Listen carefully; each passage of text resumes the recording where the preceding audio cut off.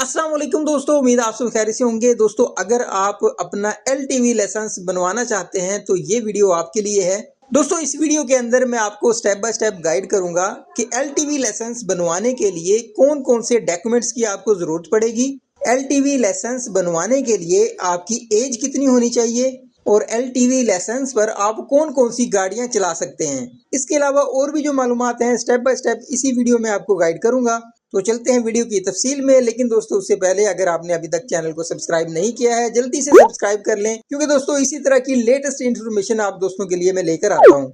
आप दोस्तों से रिक्वेस्ट है कि आपने चैनल को सब्सक्राइब कर लेना है। वीडियो को अगर आपने अभी तक लाइक नहीं किया, लाइक भी कर दें ताकि हमारी हौसला अफजाई हो और हम आपके लिए मजीद अच्छी अच्छी जो वीडियोस हैं, अच्छी अच्छी इन्फॉर्मेशन है वो तलाश करके लेके आएँ। तो चलिए वीडियो को शुरू करते हैं। सबसे पहले दोस्तों, आपकी स्क्रीन पर जो अहम मालूमात हैं एलटीवी लाइसेंस बनवाने के लिए वो आप यहाँ पे देख सकते हैं, पढ़ सकते हैं।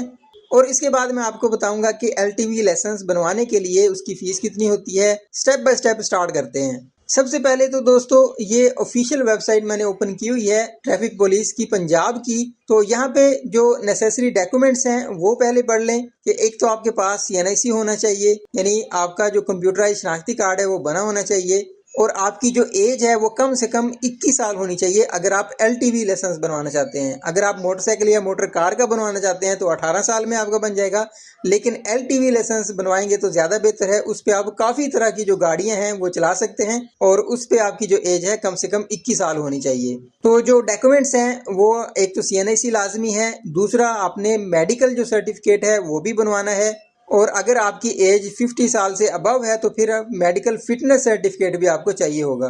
जो सिंपल मेडिकल सर्टिफिकेट है उसमें आपकी जो आई साइट है वो चेक की जाएगी कि यानी आपकी नज़र है कमज़ोर तो नहीं है, ठीक है। आपकी सुनाई यानी चेक की जाएगी कि आपको सही सुनता है कि नहीं सुनता, ठीक है। इस तरह की जो छोटी छोटी चीज़ें हैं वो मेडिकल सर्टिफिकेट में आ जाएंगी। लेकिन अगर आपकी एज 50 ईयर से अबव है तो फिर मेडिकल फिटनेस भी लाजमी सर्टिफिकेट चाहिए होगा। तो ये तो जो ज़रूरी डॉक्यूमेंट्स हैं वो आपको प्रोवाइड करने ही होंगे, तब जाके आपका जो लाइसेंस है वो बनेगा। तो जब आपके पास ये डॉक्यूमेंट्स रेडी हो जाएंगे फिर आपने एलटीवी लाइसेंस के लिए अप्लाई करना है। उसके बाद मैं आपको फ़ी बता देता हूँ कि इसकी जो फीस है वो कितनी है। दोस्तों, 2026 जुलाई के अंदर जो फीस है वो आपकी स्क्रीन पे आ रही होगी। एलटीवी लाइसेंस के लिए टोटल जो फीस है वो बन रही है 2330 रुपए। इसके अंदर जो टेस्ट की फीस है वो 150 रुपए है और आफ्टर पासिंग टेस्ट जो है 1850 रुपए है। कोरियर जो फी है यानी आपका जो लाइसेंस है वो घर बैठे आपको मिल जाएगा, 480 रुपए आपने उसके पे करने हैं। टोटल आपने 2330 रुपए पे करना है। और ये जो इन्फॉर्मेशन है आप देख सकते हैं कि पंजाब की ऑफिशियल वेबसाइट है DLIMS, और वहां से मैं आपको पढ़ के सुना रहा हूँ। अब दोस्तों मैं आपको बताता हूँ कि एलटीवी लाइसेंस पर आप कौन कौन सी गाड़ियां चला सकते हैं।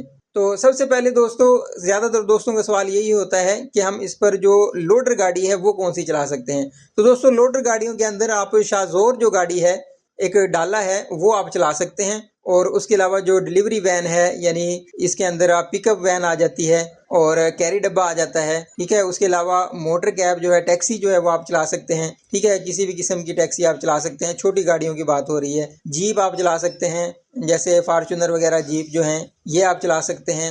इसके अलावा मोटर कार यानी गाड़ी आप कोई भी चला सकते हैं, 4 व्हीलर, तो जिसमें मेहरान से लेके GLI XLI तक आ जाती है, सारी गाड़ियां आप चला सकते हैं। लेकिन सिर्फ और सिर्फ बड़ी जो HTV लाइसेंस पे गाड़ियां चलती हैं वो आप नहीं चला सकते। जिसमें PSV लाइसेंस आ जाता है वो होता है पैसेंजर व्हीकल के लिए, यानी कि बस जो हो गई या फिर कोस्टर हो गई या फिर वैन हो गई, वो आप नहीं चला सकते। और उसके अलावा जो हैवी ट्रैफिक है जिसमें ट्रक आ जाते हैं, ट्रालर आ जाते हैं, ठीक है, बड़ी गाड़ियां जो हैं ये आप इस पे नहीं चला सकते। तो ये आप अपनी स्क्रीन पर भी देख रहे होंगे कि कौन कौन सी गाड़ी आप एलटीवी लाइसेंस पर चला सकते हैं।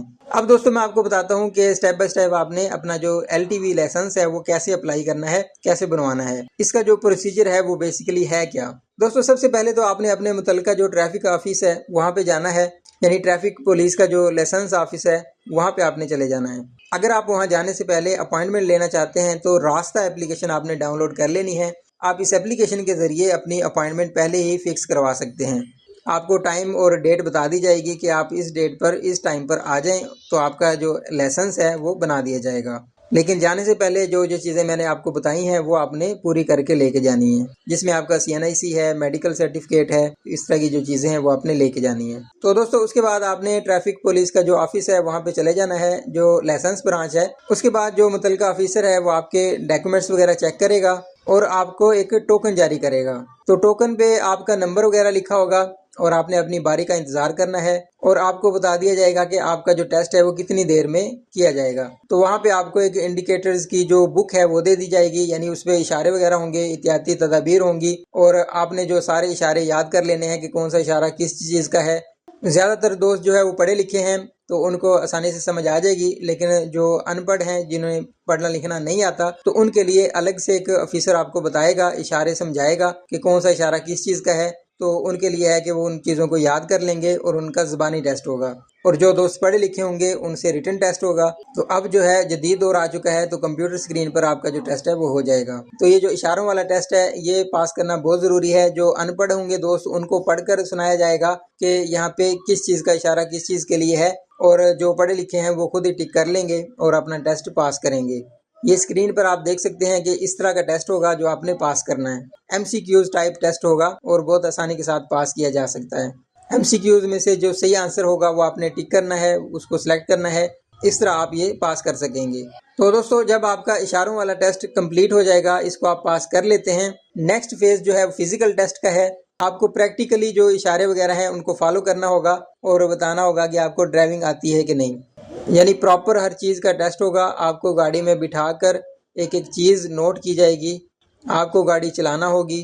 जैसा कि आप स्क्रीन पर देख सकते हैं ये कोन वगैरह रख के एक पूरा मैप बनाया जाएगा, उसके अंदर आपने गाड़ी चलानी है।